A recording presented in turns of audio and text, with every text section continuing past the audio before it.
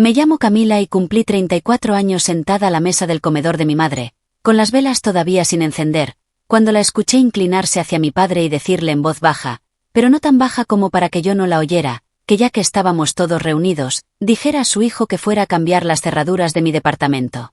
¿Mi departamento? ¿El que compré con mi propio dinero, el mismo donde duerme mi hijo de 7 años? Mi padre asintió sin levantar la vista del plato. Mi hermano Kyle dejó el tenedor, murmuró algo sobre una llamada urgente y salió con su llavero en la mano. El resto de la familia siguió pasándose la fuente de puré. Yo sonreí y elogié el asado. Una hora después, Kyle regresó por esa misma puerta con la cara del color de las sábanas de un hospital, se agachó junto al oído de mi madre y alcanzó a decir, «Mamá, ay ay», sin poder terminar la frase.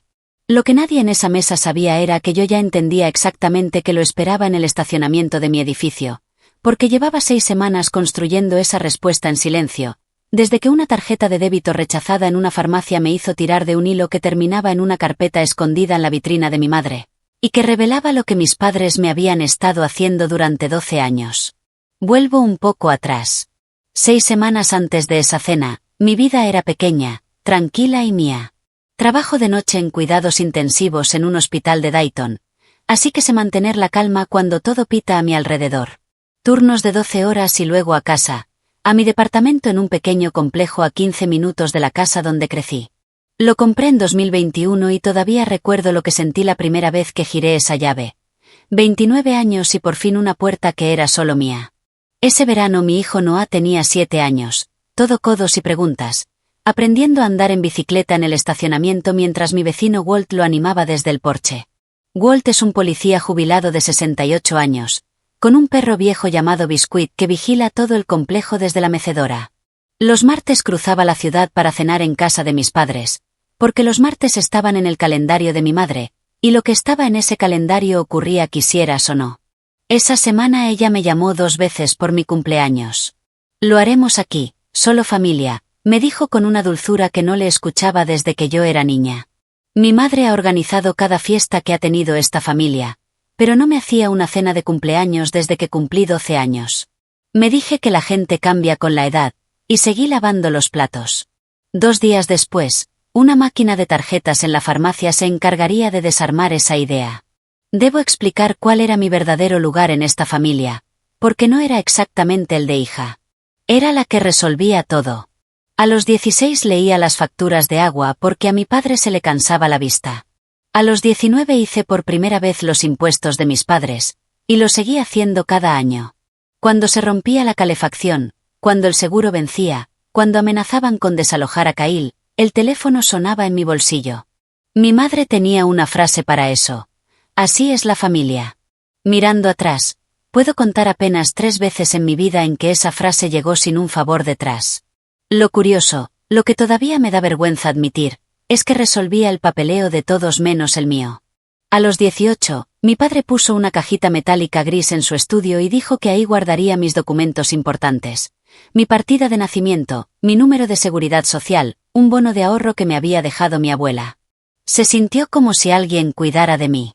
Era una estudiante becada que trabajaba turnos de cocina mientras estudiaba enfermería, y me gustaba creer que alguien más se ocupaba de lo profundo mientras yo me ocupaba de sobrevivir. Pagaba mi alquiler y después mi hipoteca siempre a tiempo, y jamás pedí mi propio reporte de crédito. Sé cómo suena eso viniendo de alguien que lee resultados de laboratorio todos los días, pero uno no audita a la gente que le enseñó a andar en bicicleta. Uno sigue apareciendo los martes, pasando la fuente, haciendo los impuestos. Me tomó 16 años descubrir qué más había en esa carpeta gris además de mi partida de nacimiento.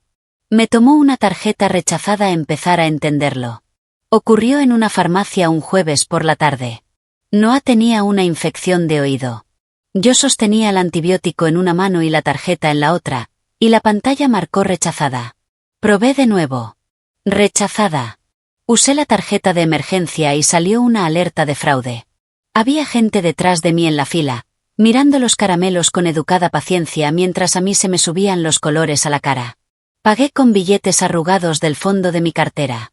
Esa noche, después de acostar a Noah, me metí en una de esas aplicaciones gratuitas de monitoreo de crédito que llevaba años ignorando. Cuando cargó mi historial, Me quedé mirando mi propio nombre como si perteneciera a una desconocida. Había una tarjeta abierta en 2022 que yo nunca había solicitado, con un saldo de casi $5.000, atrasada 60 días. Esa sola cuenta había hundido mi puntaje, y por eso una enfermera con un historial de pagos impecable acababa de pasar vergüenza por una receta de $14. Mis manos estaban firmes. Quiero que conste, 12 años de terapia intensiva sirven para eso. Busqué en los detalles esperando encontrar la dirección de algún desconocido, tal vez en otro estado. La dirección de facturación era una casa que conocía mejor que la mía propia, la casa donde crecí. Hice lo que corresponde en el orden correcto. Llamé al banco, denuncié el fraude, pedí una alerta de 90 días y copias de la solicitud original. La mujer que me atendió, amable y paciente, me leyó el número de contacto registrado en la cuenta solo para confirmar. No era el mío. Era una línea fija que reconocería en sueños, porque ha sido el teléfono de la cocina de mis padres desde 1998. Le agradecí con mi voz de enfermera tranquila y colgué, y entonces un recuerdo enterrado subió a la superficie. A los 27 años, pocos meses después de que naciera Noah, recibí una carta sobre una consulta de crédito que no reconocía. Fui a lo de mis padres con esa carta en la cartera, y mi padre sacó de su cajita gris una hoja con membrete de banco, una disculpa por un error administrativo ya resuelto. Mi madre me palmeó la mano. Error del banco, cariño, tu padre ya se ocupó, tienes un recién nacido, ve a preocuparte por él. Dejé que la alerta expirara sola. Sentada en mi cocina 7 años después, terminé por fin ese pensamiento que había dejado a medias. El sábado, Walt arreglaba el portón de la cerca mientras yo lo sostenía. Me contó de un caso de falsificación de sus años de policía, en el que una hermana firmaba el nombre de su hermano mejor que él mismo. 30 años en esto me enseñaron una cosa, muchacha, me dijo, el papel nunca miente, la gente sí.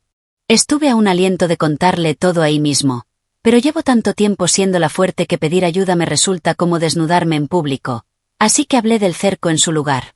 En ese momento sonó mi teléfono. Era mi madre, preguntando si seguía en pie el sábado para mi cumpleaños, aunque en realidad lo habían cambiado al miércoles sin avisarme. Habló 4 minutos sobre una torta de una pastelería local, sobre que vendría mi tía Ruth, sobre que la familia estaría reunida. Mi madre no había comprado ni mencionado una torta de cumpleaños para mí en 22 años, y ahora llamaba 2 veces por semana por el tema. Colgué y le dije a Walt que no estaba segura de que todo estuviera bien. Fue lo más honesto que había dicho en semanas. Esa noche, durante un turno tranquilo en terapia intensiva, pedí mis reportes completos de las 3 agencias de crédito. 40 páginas que leí a las 2 de la mañana como si fueran una historia clínica. Rápido primero, despacio después. Era peor que una sola tarjeta. Había una cuenta abierta en 2014, otra en 2016, una tarjeta de tienda en 2017, un préstamo personal en 2019 ya pagado, y más tarjetas en los años siguientes. 9 cuentas en total, 12 años de historial, ninguna mía, todas usando mi nombre como un abrigo prestado. Hice una lista con las fechas y una fecha me detuvo en seco. La primera tarjeta se abrió en junio de 2014, el mismo mes en que me gradué de enfermería y saqué mis cajas de la casa de mis padres. Alguien había esperado a que me mudara para abrir, con mi nombre, una puerta detrás de mí. Durante 3 días convertí mi mesa de cocina en un tablero de investigación, y un detalle se repetía como un latido en cada fila. Todas las cuentas usaban la misma dirección de correspondencia, no la mía, sino la casa donde crecí. Durante 12 años, cada aviso, cada carta importante, había llegado a mi antigua habitación, donde yo no podía verla y otra persona sí. La consulta de crédito de mis 27 años no había sido un error, había sido un descuido que casi los delata. Escribí en un cuaderno los únicos 2 nombres que encajaban con cada hecho: quien había tenido mi número de seguridad social desde que nací, quien guardaba mis documentos en una caja gris, quien controlaba el buzón de esa casa, quien atendía esa línea fija desde 1998. Escribí los nombres, los taché, los volví a escribir, y esa segunda vez mi mano no estaba firme. Mis padres. Le conté una versión breve a mi amiga Tessa, enfermera como yo, que me aconsejó llamar a mi madre y preguntarle directamente. Pero respondí con mi voz de trabajo: uno no despierta a un paciente para preguntarle si está sangrando, revisa la historia clínica. Elegí el camino silencioso. Esa semana congelé mi crédito en las 3 agencias. No una simple alerta, sino un bloqueo total que solo yo podía abrir con una clave. Se sintió como cerrar una puerta por dentro por primera vez en mi vida. 2 días después mi madre llamó preguntando qué había hecho con el banco, porque una verificación para mi padre no había podido completarse. Le pregunté qué banco, y ella cambió de tema como quien mueve un mueble. Ahí quedó suelto el primer hilo. Mi bloqueo era invisible, privado, nuevo, y en 48 horas ya había complicado a mi madre. A partir de ese día dejé de ser una hija con una mala corazonada y me convertí en lo que realmente soy, una profesional que documenta. Compré una carpeta de 3 anillos y separadores de colores: verde para cuentas, amarillo para fechas, rojo para cualquier cosa que tocara dinero en movimiento. Dentro de la puerta de mi placard, donde Noah no pudiera verla, pegué una línea de tiempo desde 2014 hasta el presente. Mi regla era simple: si no podía sostener un documento que lo probara, no entraba en la pared, porque los sentimientos no sobreviven un interrogatorio, el papel sí. Un préstamo personal de $12.000 abierto y pagado en marzo de 2019 me detuvo en seco cuando até cabos. Noah nació el 15 de marzo de 2019. Ese mes yo estaba internada con preeclampsia, aprendiendo a amamantar a mi hijo, mientras alguien firmaba con mi nombre al otro lado de la ciudad por $12.000. En la cena del martes siguiente observé a mi familia como una antropóloga. Mi madre dirigía la mesa como siempre, mi hermano llegó tarde con sus botas de trabajo, mi padre despegaba la etiqueta de su cerveza. Comenté, como quien no quiere la cosa, que parte de mi correspondencia había estado llegando por error a la casa de ellos, y les pedí que me la entregaran sin abrir de ahora en más. La mesa se quedó helada un instante. La familia no necesita permiso, dijo mi madre sonriendo con la boca pero no con los ojos, y clavó el tenedor en una zanahoria. No fue una disculpa, fue una declaración de políticas. Camino a la cocina con los platos, pasé junto a la vitrina de vidrio y vi, debajo de las servilletas buenas, una carpeta manila con una esquina gastada de tanto manosearla. Mi madre apareció a mi lado y cerró la puerta de vidrio como quien corre una cortina. Esas servilletas son para Pascua, dijo. Era julio. Los preparativos del cumpleaños se volvieron cada vez más extraños. Mi madre me preguntó si seguía guardando mis papeles importantes en la cajita gris, y agregó, casi como un consejo maternal, que con mis turnos nocturnos y nadie en casa, más valía tenerlos bajo llave. Me preguntó quién vigilaba el departamento mientras yo no estaba, y se ofreció, generosa, a quedarse con Noah la noche de mi cumpleaños para que yo pudiera relajarme. Le dije que Noah ya tenía planes de pijamada con los hijos de Tessa, algo que aún no era cierto pero se volvió cierto con una sola llamada. Colgué y escribí 3 tarjetas nuevas para mi pared. Mi madre preguntó por la caja fuerte, mi madre preguntó quién cuida el departamento, mi madre quiere a Noah lejos de mi casa el miércoles por la noche. El lunes siguiente fui a la oficina de registros del condado con un café y una corazonada. Si alguien había movido dinero con mi nombre durante 12 años, en algún lugar habría un papel con un sello, porque a los bancos les encantan los sellos. Por $2 obtuve la respuesta: un poder notarial general, duradero, financiero, otorgado por mí a favor de mis padres, con autoridad total sobre cuentas, préstamos y propiedades, firmado y notariado el 14 de marzo de 2019, en una oficina a 40 minutos del hospital donde yo estaba internada. Mi firma, perfecta, idéntica a la mía, fechada un día en que no podía caminar al baño sin ayuda de una enfermera. El segundo testigo del documento tenía una firma borrosa por una fotocopia antigua, imposible de leer entonces. Un poder notarial es una llave maestra, y una vez que supe que existía, los 12 años se reorganizaron alrededor del como pueblos bajo una represa. Llamé a mi cooperativa de crédito para confirmar que mi hipoteca estuviera a salvo, y el oficial de préstamos, un hombre amable, mencionó de pasada que el mes anterior habían recibido una verificación de otro prestamista sobre mi propiedad, del tipo que se pide cuando alguien está tramitando un préstamo nuevo. Colgué y me quedé quieta en mi cocina. Todo lo demás en mi carpeta era pasado, dinero ya robado, puertas ya cerradas. Esto era distinto. Alguien, en algún lugar, estaba evaluando activamente cuánto valía mi departamento y cuánto se debía por él, y eso solo ocurre por una razón. Algo nuevo se estaba construyendo con mi nombre, y todavía no estaba terminado. Por primera vez desde la farmacia, no estaba investigando un crimen pasado, estaba interrumpiendo uno en curso. Walt vino a verme antes de que yo fuera a buscarlo. Me contó que un auto gris había pasado 2 veces esa semana por el estacionamiento, y que el hombre adentro le había tomado fotos a mi puerta, específicamente a la cerradura. Había anotado la patente por costumbre.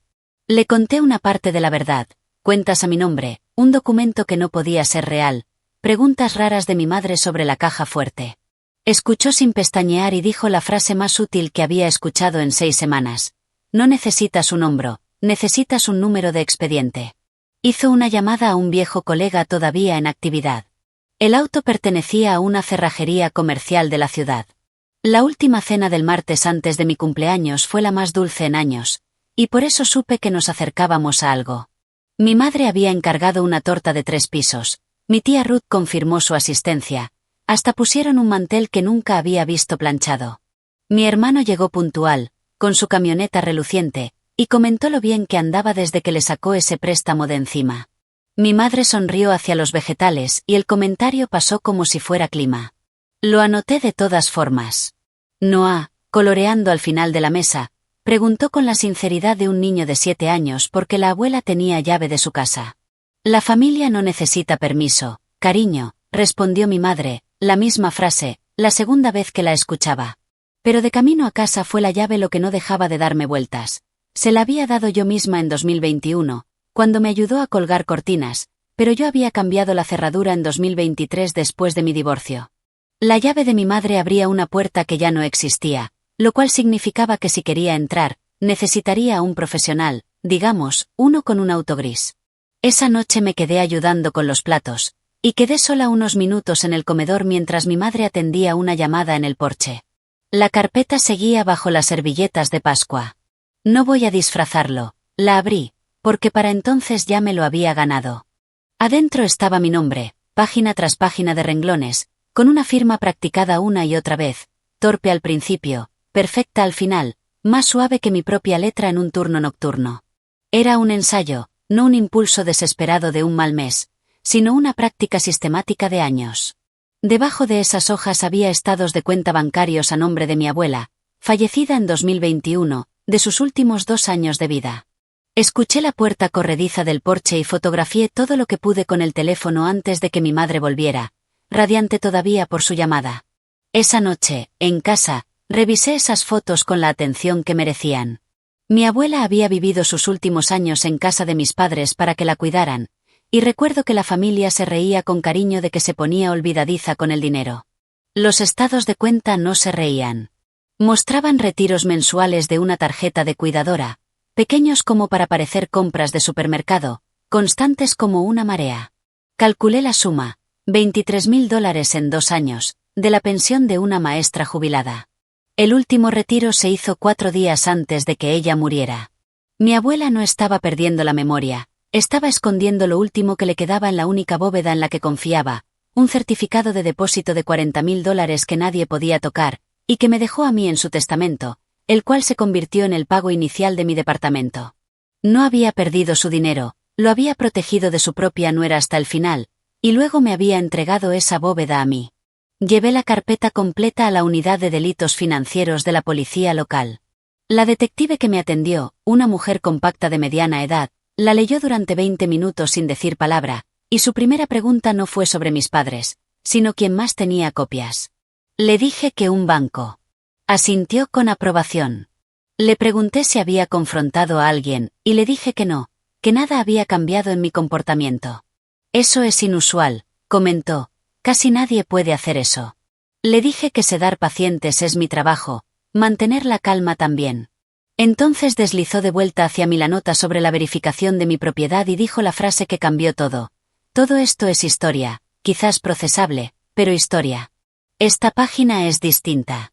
Alguien pidió una tasación de su departamento el mes pasado. Eso es comportamiento de suscripción de un préstamo. Eso es dinero que todavía no se ha movido. Este no es un caso sobre lo que sus padres hicieron, señora, es un caso sobre lo que están haciendo. 3 días después me llamó con la confirmación. Había un préstamo sobre el valor de mi vivienda en trámite, con mi nombre como solicitante, mi departamento como garantía, firmado bajo el poder notarial de 2019, por $85.000, programado para cerrarse y desembolsarse el viernes. Mi padre tiene un trámite en el banco el viernes por la mañana, me había dicho mi madre 10 días antes, envuelto en charla de tortas. La detective me explicó el plan. El banco ya tenía mi declaración jurada, el préstamo estaba congelado desde adentro, pero por fuera todo seguiría pareciendo normal hasta que alguien fuera el viernes a firmar los documentos finales y retirar los fondos. Dejaríamos que pareciera vivo, congelado sólido 3 días antes de mi cumpleaños, sin que quienes lo construyeron supieran que ya estaban parados sobre el hielo. El lunes, 2 días antes, mi madre llamó de nuevo, feliz, para repasar el itinerario del cumpleaños, y deslizó en medio de la conversación que el viernes por la mañana ella y mi padre tenían su pequeño trámite en el banco, y que después todo sería mucho más liviano. Mientras hablaba, miré por la ventana el estacionamiento donde estaba la bicicleta de Noah tirada en el pasto, y mantuve mi voz en su carril, como cuando le digo a una familia que su padre no va a mejorar. Ella hablaba de frivolidades y felonías en el mismo aliento, feliz, convencida de que la semana terminaría a su manera, sin saber que el préstamo bajo el que descansaba su alivio ya estaba muerto. El martes, un día antes de mi cumpleaños, mi padre vino solo a mi departamento por primera vez en años, con una excusa sobre unos tornillos para un estante. Hablamos de nada durante 2 minutos mientras sus ojos resbalaban una y otra vez hacia la puerta, deteniéndose en la cerradura nueva, brillante, recién instalada. Puso hardware nuevo, dijo con un tono cuidadosamente casual. Las cerraduras se gastan, respondí. Buena suerte, dijo, siempre fuiste la precavida. Y por 2 segundos algo se movió detrás de su cara, algo con peso, algo parecido a una advertencia buscando una salida que no encontró. Se fue, y esa noche la cámara de mi puerta registró el auto gris pasando por tercera vez, más lento, sin detenerse. Ya sabían de la cerradura nueva también. Esa noche mi cocina fue escenario de la reunión más extraña de mi vida. Una enfermera, un policía jubilado y una detective de delitos financieros tomando café. Walt trajo el dato final de su amigo cerrajero, un trabajo comercial reservado para el miércoles por la noche, un cambio completo de cerraduras en mi dirección, encargado por una mujer que se identificó como la administradora de la propiedad de la familia, explicando que la dueña estaba en un evento familiar. Esa es la ventana, dijo la detective. Necesita lo que hay en esa caja fuerte antes del cierre del viernes. Los documentos originales. Su cena no es una fiesta, es una coartada que le está organizando a usted. Todos me miraron porque el plan tenía una pieza móvil, y esa pieza era yo. Lo dije antes de que tuvieran que pedirlo, la única noche en que están seguros de que no estaré en mi casa, con testigos toda la velada, es el miércoles.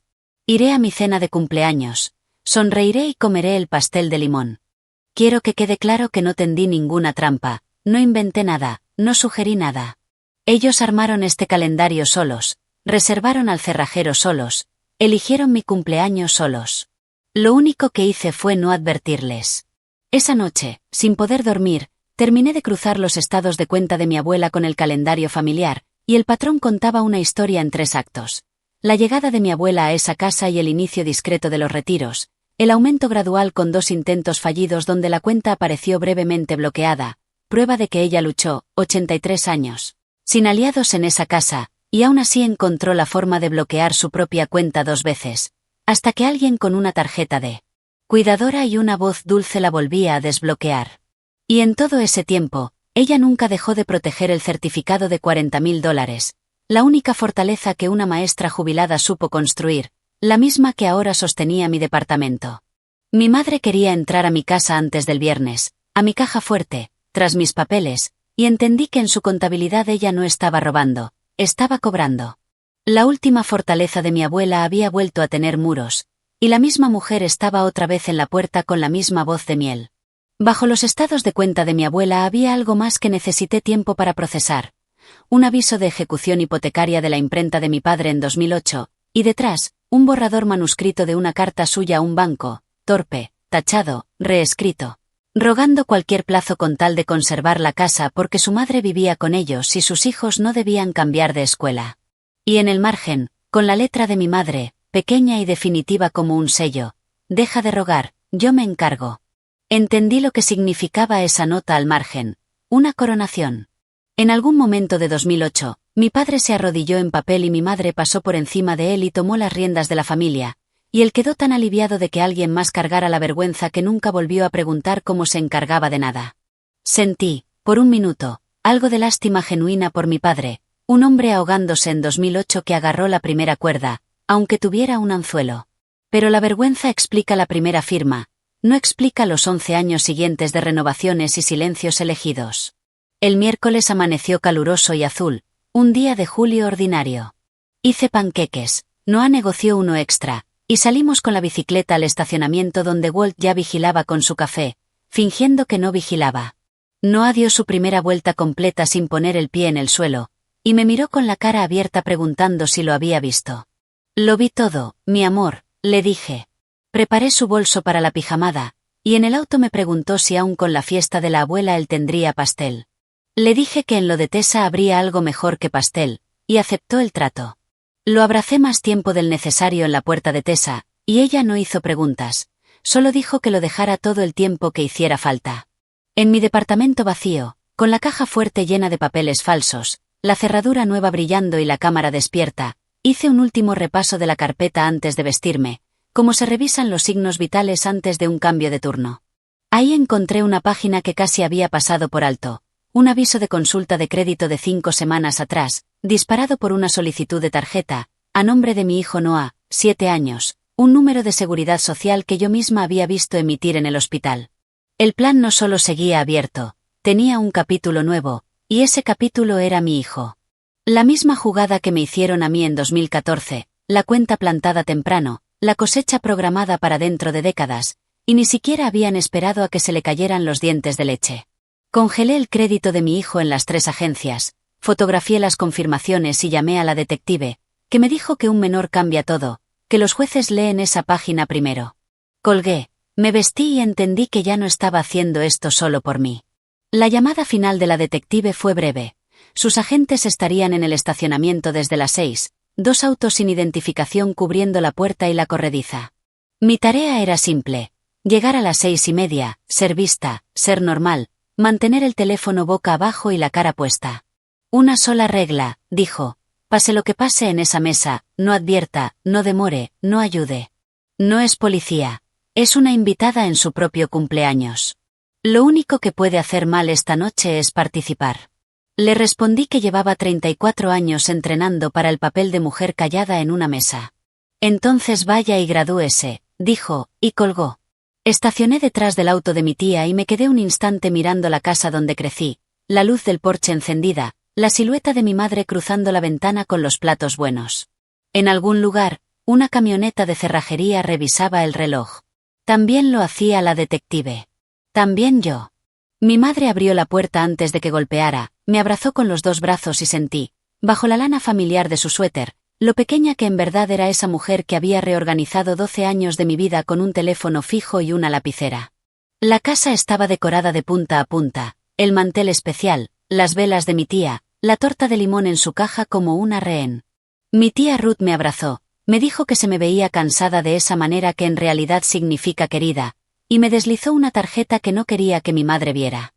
Mi hermano llegó bañado y prolijo, me revolvió el pelo como si tuviera 9 años, y algo en mi pecho tomó nota y lo guardó. La cena avanzó con la puntualidad de siempre, mi madre dirigiendo la mesa como una orquesta, mi padre construyendo en silencio una pequeña torre de etiquetas de cerveza junto a su plato, mi hermano mirando su teléfono, luego el reloj de la cocina, luego a mi madre, un triángulo que voló varias veces entre el asado y la ensalada. Mi madre se puso de pie, hizo sonar su copa y ofreció un brindis sobre lo que dura la familia, sobre lo orgullosa que estaba de su hija enfermera, y cerró con los brazos abiertos diciendo que todo lo que yo tenía venía de esa familia. Levanté mi copa con el resto y la bebí entera mirándola a los ojos. Solo 2 personas en esa mesa sabíamos lo que esa frase realmente significaba, y una de nosotras sonreía dentro de su copa mientras la otra volvía a mirar el reloj de la cocina. Entre el asado y la torta, mi teléfono vibró una vez contra mi pierna. Me excusé al baño y leí el mensaje de la detective. 2 fotografías. La primera era el poder notarial, ya con la firma del segundo testigo resuelta, legible por fin, la de mi hermano, fechada el mismo 14 de marzo de 2019. La segunda era el registro de cancelación de un préstamo de camioneta a nombre de mi hermano, pagado por completo 9 días después de esa fecha, con fondos de la cuenta de mis padres. $11.000. Ese fue el precio de mi hermano, el mismo que me había cargado a la espalda tantas veces en la infancia, el mismo que presumía cada cena lo bien que andaba su camioneta desde que se sacó ese préstamo de encima. Guardé el teléfono, Me lavé las manos y volví a la mesa sonriendo. Mi madre se inclinó hacia mi padre justo cuando mi tía contaba las velas de la torta, y bajó la voz al registro que ella cree privado. Ya que estamos todos, que tu hijo vaya a cambiar las cerraduras de su departamento. Mi padre tragó como quien traga una pastilla sin agua, asintió apenas y tocó el hombro de mi hermano al pasarle el café. Mi hermano dejó la servilleta, dijo que tenía que atender una llamada de trabajo, y salió con las llaves ya en la mano, la llave nueva que todavía no abría nada, rumbo a mi departamento, a la caja fuerte llena de cupones vencidos, a la cerradura que no conocía, a los 2 autos sin identificación esperando en la oscuridad. Hice el turno más difícil de mi carrera en esa mesa. 61 minutos monitoreando a una paciente que no sabía que ya estaba en código. Comí mi porción de torta, le dije a mi tía que era la mejor que había probado, y lo dije de corazón. Cuando por fin se escucharon las luces de la camioneta volviendo por el camino de entrada, la puerta se abrió de golpe y mi hermano entró con la cara del color de las sábanas de un hospital, cruzó directo hacia mi madre y trató de susurrarle, pero el silencio de la sala convirtió su susurro en un anuncio que todos escuchamos. Mamá, ahí hay policía en el edificio, detuvieron al cerrajero en el estacionamiento, tienen papeles, saben del viernes. La habitación no explotó. Eso es lo que nadie cuenta sobre las detonaciones familiares. El primer segundo es puro vacío. Mi tía se quedó con la mano a medio camino de la boca. Mi padre puso ambas manos planas sobre el mantel, como quien sostiene una mesa que no se mueve. Y mi madre sonrió, una sonrisa que se quedó colgada un segundo de más mientras sus ojos recorrían la mesa haciendo cuentas. La miré sin apartar la vista mientras las cuentas le daban un resultado que ya no tenía arreglo. Entonces el teléfono de mi padre sonó sobre la madera, demasiado fuerte, con el número de la oficina regional del banco un día antes de lo previsto, y él no atendió, dejando que sonara hasta el buzón de voz delante de 11 personas en silencio. Mi madre se giró, no hacia su marido ni hacia su hijo, sino hacia mí, porque supo antes de ver ninguna prueba que yo era quien ya no se dejaba manejar. Se levantó tan rápido que la silla golpeó el piso. ¿Qué hiciste? Empezó bajo y fue subiendo. Llamaste a la policía contra tu propia familia, contra tu madre y tu padre. Todo lo que hice, lo hice por esta familia. Todo lo que tienes vino de esta familia. Y ahí estaba otra vez el brindis. Ahora a todo volumen.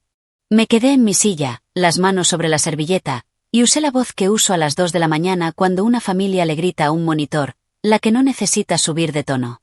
Tienes razón, mamá, hasta en eso, dije. No llamé a la policía contra mi familia. Presenté una denuncia contra 2 personas que falsificaron mi firma mientras yo estaba internada teniendo a tu nieto. Saqué de mi cartera una sola hoja y la deslicé al centro de la mesa. La consulta de crédito hecha a nombre de un niño de 7 años. Mi tía la leyó primero y la soltó como si quemara. Carol, tienes 7 años, dijo con una voz que nunca le había escuchado. Mi madre buscó un registro que todavía funcionara. Primero las lágrimas, sacrifiqué todo, nadie sabe lo que cargué. Luego la culpa, tu padre manejaba las cuentas, pregúntale a él. Y mi padre, gris, con las manos todavía planas sobre la mesa, pronunció la única frase honesta que le escuché en mi vida. Es verdad, todo lo que dice es verdad. No miró hacia arriba al decirlo, y se hundió en la silla como si esas palabras le hubieran costado el esqueleto. Miré a mi hermano de pie junto a la vitrina y le dije, $11.000 por tu firma, ¿sabes qué compró? Pregúntale a mi hijo. Mi madre hizo su última defensa desde un terreno que ya se había derrumbado. Soy tu madre, esta es mi casa, somos tu familia, y la familia no necesita permiso. Me puse de pie, sin apuro, recogí mi cartera del respaldo de la silla. Ahora si lo necesita, dije, se llama orden judicial. Nadie me siguió a la cocina salvo mi tía. Tomé la caja de la torta, todavía con más de la mitad adentro, y mi tía, que Dios la bendiga, no dijo una palabra al respecto, solo me abrió la puerta trasera.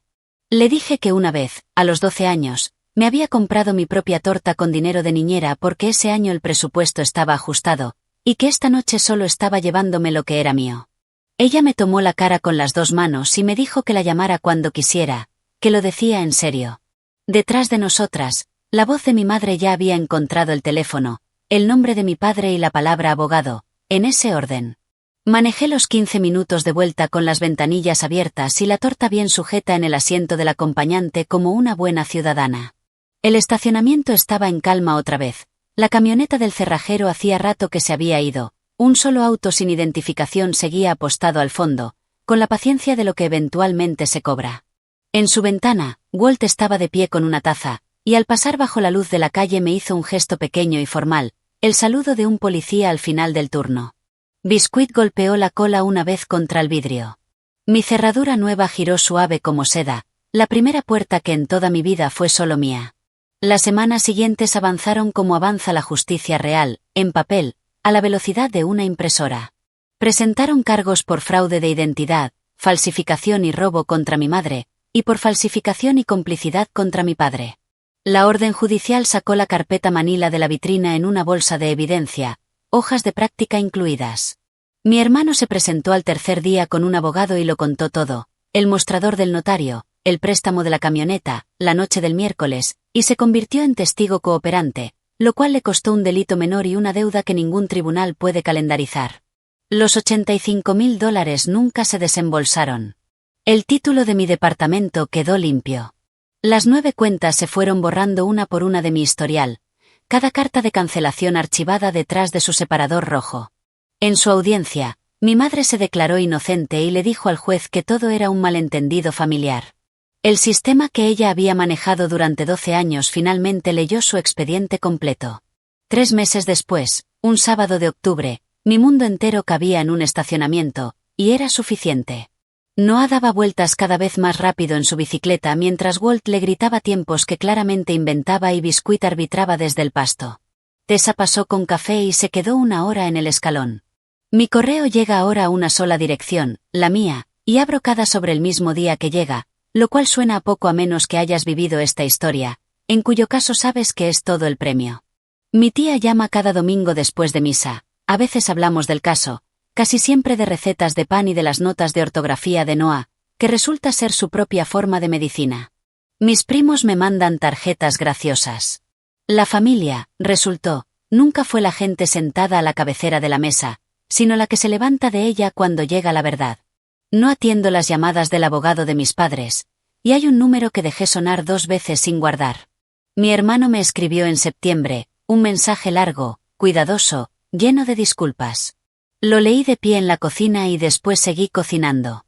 No he respondido, tampoco lo he bloqueado. Hay puertas que uno no cierra de un portazo, simplemente deja de aceitar las bisagras. A Noah le conté la verdad del tamaño que podía cargar, que la abuela hizo algo deshonesto con el nombre de mamá, que es un problema de adultos, y que nada de eso, ni un gramo, fue su culpa.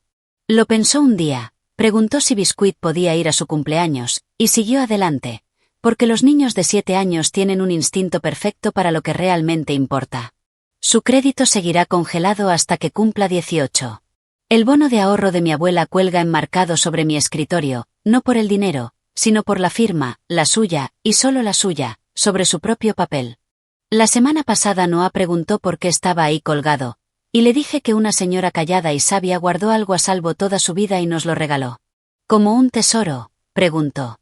Exactamente como un tesoro, mi amor. La torta de limón, para que conste, desapareció en 2 días, y desde entonces encargo la mía cada julio, 3 pisos, limón, sin discusión. Sabe mejor cuando el único nombre que trabaja con tu firma es el tuyo. Antes creía que el amor era entregar tus llaves y confiar. Ahora sé que el amor es lo único en este mundo que nunca necesita ensayar tu firma.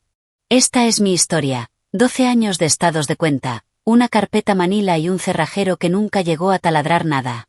Si esto te recuerda que debes pedir tu propio reporte de crédito, o congelar el de tus hijos, tómalo como una señal y hazlo hoy.